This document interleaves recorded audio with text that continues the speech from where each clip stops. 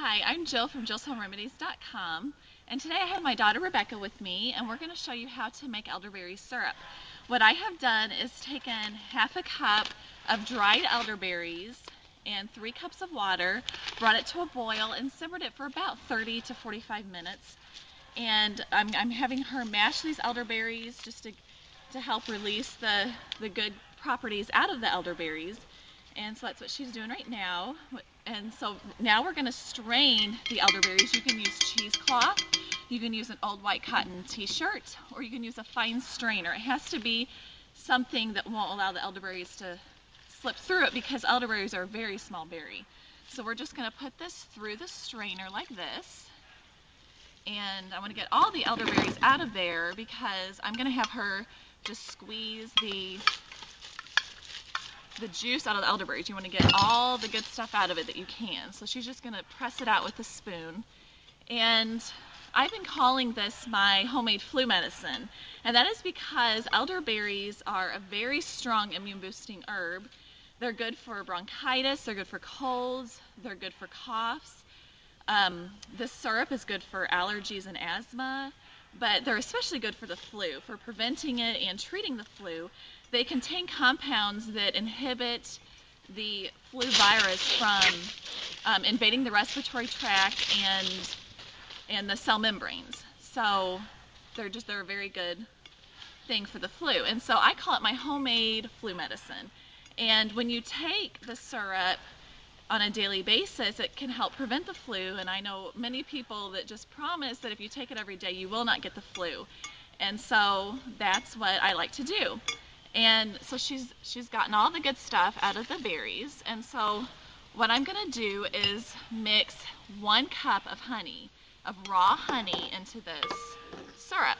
And the honey acts as a preservative to help the juice last longer in the refrigerator.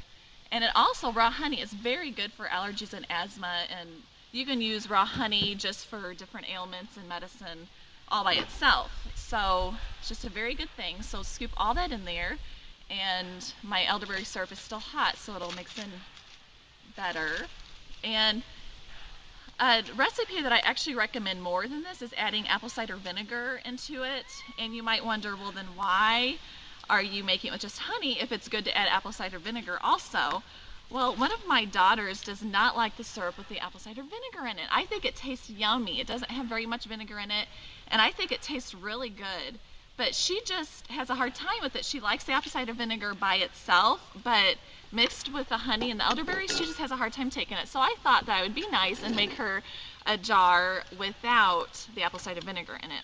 But the apple cider vinegar, it contains living enzymes just like the raw honey that is going to make it an even healthier syrup. And it also preserves it longer. So with the elderberry syrup made with just honey, it's good in the fridge for 3 months. And with the honey and the apple cider vinegar, you can keep it in the refrigerator for 6 months.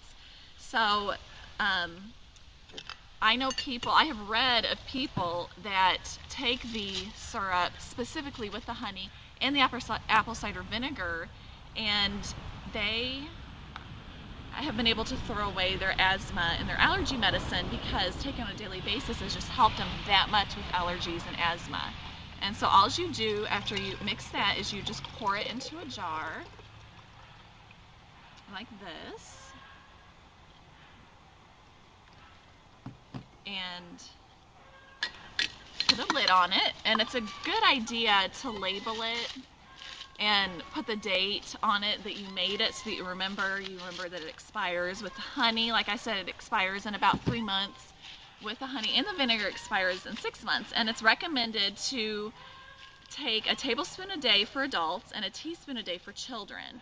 And if you get the flu or get a cold, you can take that dosage on an hourly basis. And there's even, some people I've read, they've just been really, really sick and they've taken it every 15 minutes. This is obviously just an elderberry herb that's safe to take as much as you want. It's not one of those herbs that you have to be careful, that you only want to take it for a few weeks. And then it just has honey, and then if you do the vinegar, obviously those are things that you can take on a daily basis. So, like I said, I know people that have taken the dose for even every 15 minutes to help them get over whatever they have going on. Um, and like I said, you can buy dried elderberries. We have an elderberry bush out in the woods, but this summer we had such extreme heat and dry weather that it did not do good. I went out there, was checking on it, waiting to pick it, and when I went out there one day, it was just all shriveled up, and I was so disappointed. So I had to buy the elderberries dried. But if you don't have an elderberry bush, I really recommend buying one and planting it. Even if you don't have very much land, you can plant one. It's a beautiful plant with white flowers on it, and they turn into elderberries at the end of the summer. And it's a way that you can be self-sufficient if you to grow your own elderberries, because there could come a day when we can't buy our own dried elderberries. And so if you have your own, you can harvest it and make it from fresh elderberries, or you can dry the elderberries and then make the syrup throughout the winter with the dried elderberries. And so that's something I really recommend, that if you don't have your own elderberry bush, that you do plant your own. But this cost me, I was going to say, to make, cost me $7 or $8, I figured up at the very most to make this. And I know that I've seen in a health food store an 8 ounce of elderberry juice for about $15. And so this is a lot more than 8 ounces, and I only spent $7 or $8 making it. And so you can make things so easily for a lot less money than buying it. And I used to be so intimidated, thinking, oh, I could never make something like that. I just felt like I had to have some kind of schooling or training, but it's not true. It's so easy. I am just a simple stay-at-home wife and mother, and it's very easy to make your own stuff. Don't be intimidated by it.